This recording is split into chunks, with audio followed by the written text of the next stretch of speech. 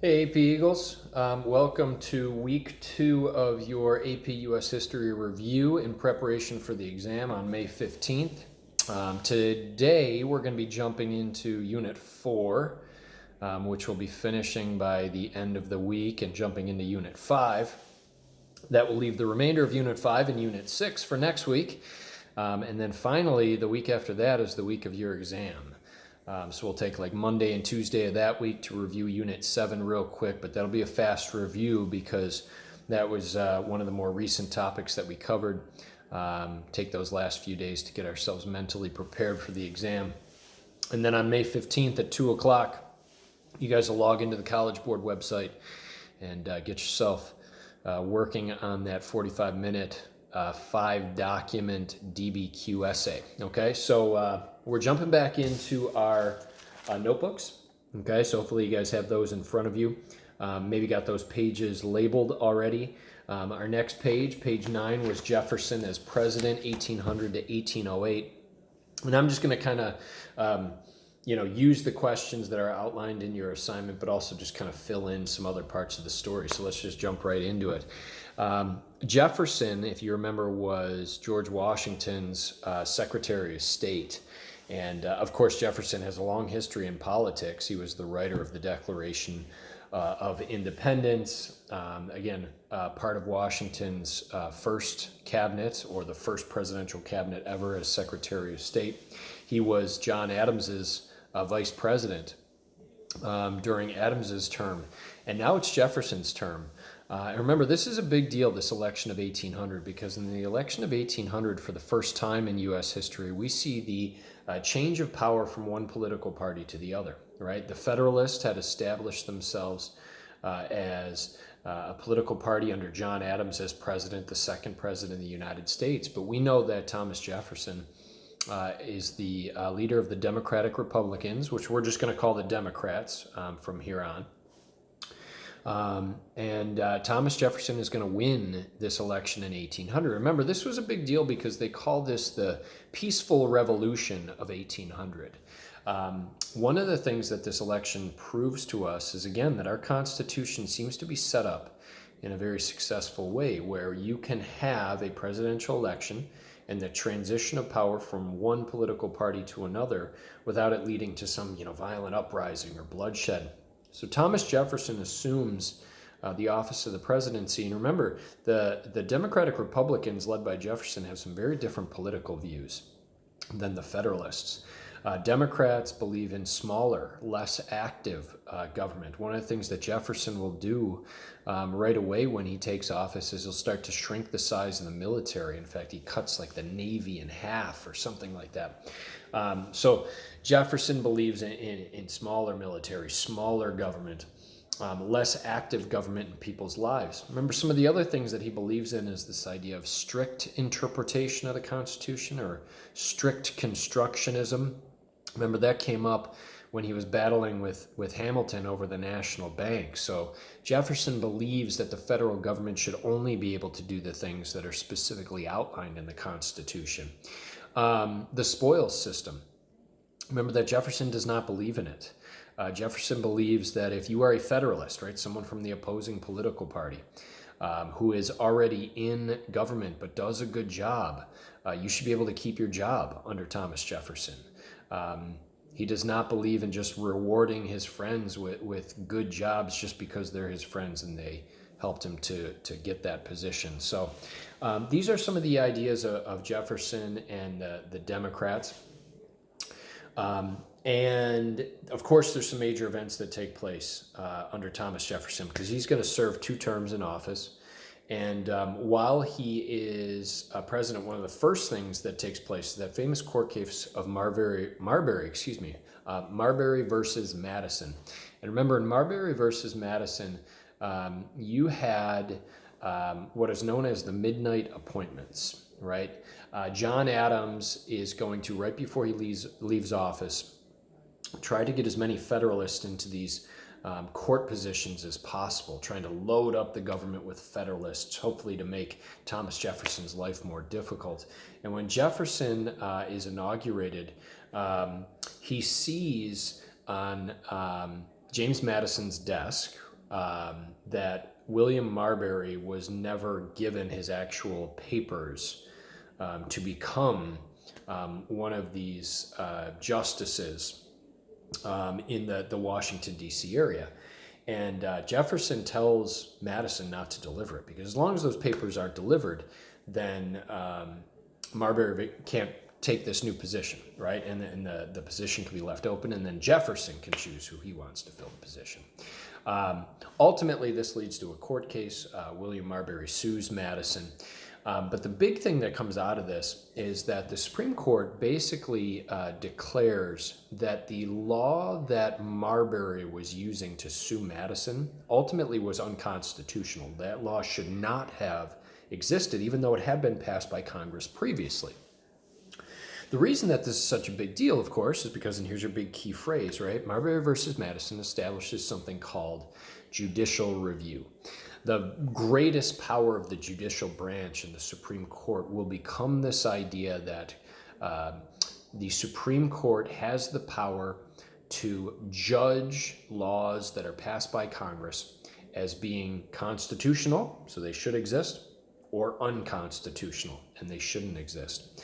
So this idea of judicial review is established during Jefferson's presidency because of that court case. All right. The other big thing here is the Louisiana Purchase, of course, takes place in Jefferson's first term. Very controversial stuff, but let's start from the beginning, the causes. We know that the Louisiana Purchase will double the size of the United States.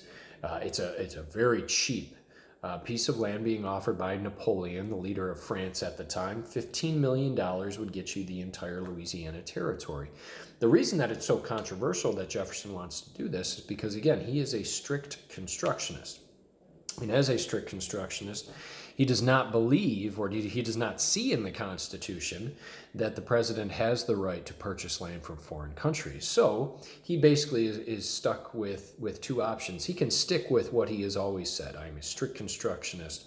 I'm going to follow the rules of the Constitution. I'm not going to buy the Louisiana Purchase. Or he could do what ultimately is right. Purchase this land, even though it's not in the Constitution, double the size of the United States, and of course reap all the benefits from it. Major internal conflict for Jefferson, but of course he makes the right decision and he decides he's going to purchase this land from France. The added twist in that is, don't forget, he got a lot of the funds to do that from the National Bank, the same organization that he tried to prevent from existing during Washington's presidency. So it's just that added twist in there, how difficult that must have been for Jefferson to sort of go against his own beliefs and purchase Louisiana anyway. But of course, remember, he won't really receive any flack for this or anything like that. Everyone knows that this Louisiana Purchase is, number one, it's a great deal, and number two, it's gonna positively transform the face of the country, because you look at the effects. We already said it doubles the size of the United States.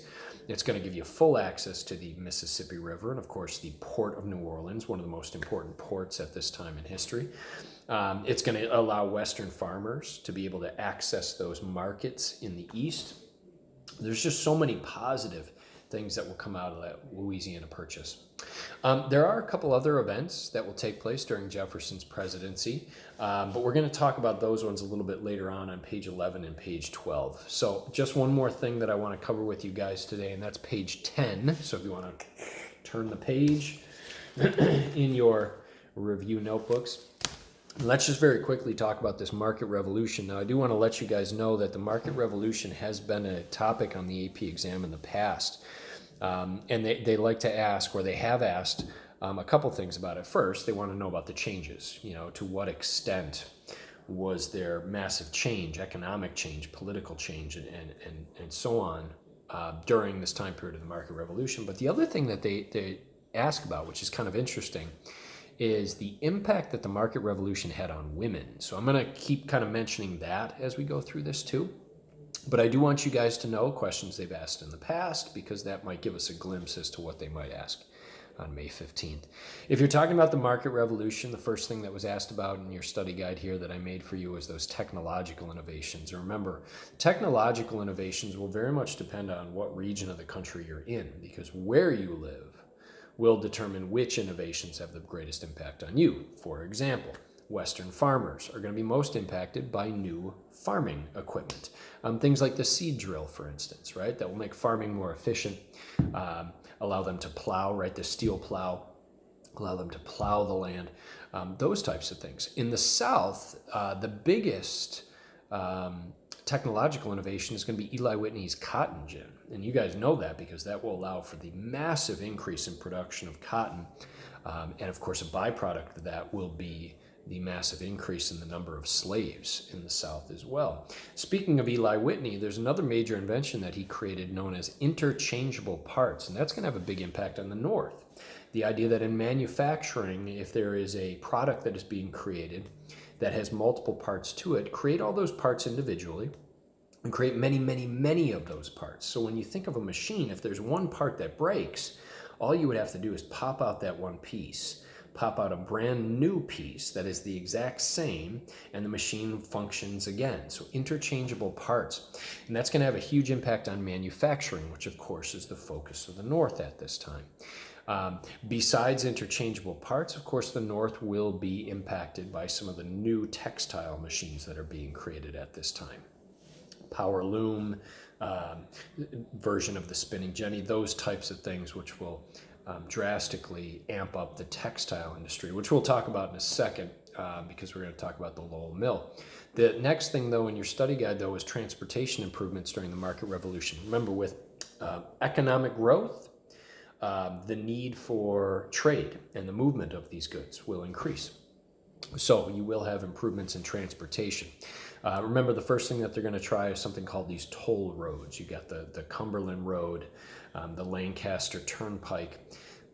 Better roads, but oftentimes could be expensive. Again, the toll road, you have to pay to use them. They are good, solid roads, crushed stone, those types of things, which can make transportation faster. But they tended to be expensive, and they didn't tend to have that economic impact that I think the country was really looking for.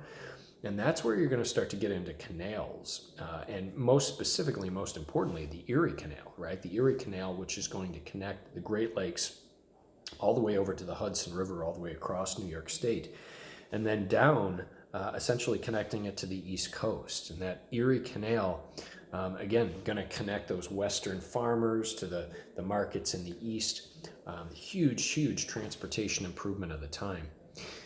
Going back a step, all right, the next topic is the Lowell Mill. And the Lowell Mill, of course, has to do with textile manufacturing. Now, we already said one step ago that the North was being heavily impacted during the market revolution by improvements in textile machines in manufacturing. And the Lowell Mill is the most famous early example in American history of a textile mill, successful textile mill. And it takes place in the early 1800s in Lowell, Massachusetts. The reason that this is such a significant moment in history is, number one, who worked there, and it was young, single women. So remember how I said in the past on the AP exam, they asked about how the market revolution impacted the lives of women. Here you go, right? Women are now going to be seen as a useful part of the workforce, in particular in textile manufacturing, because the majority of the women that worked in the Lowell Mill were young, single women. In fact, as they worked in the factory, they oftentimes lived in this sort of dormitory building that was next to the factory. So women are going to now be seen as sort of a useful part of the workforce during the market revolution. The other thing that this shows is another major economic change, that this is the first sign that maybe the United States will move more towards that manufacturing base for their economy. Remember, there was still, this is early 1800s, still very much that controversy over, is this country going to be an agricultural, agrarian country, or is this going to be a country based on manufacturing and industry? And the Lowell Mill shows that, hey, the North is starting to shift this direction.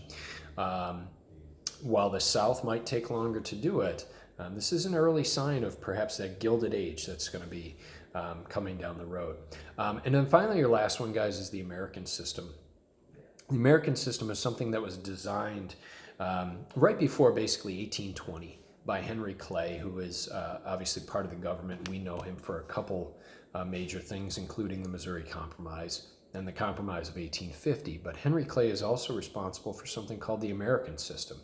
And the goal of the American system is basically to amp up American business and manufacturing and trade.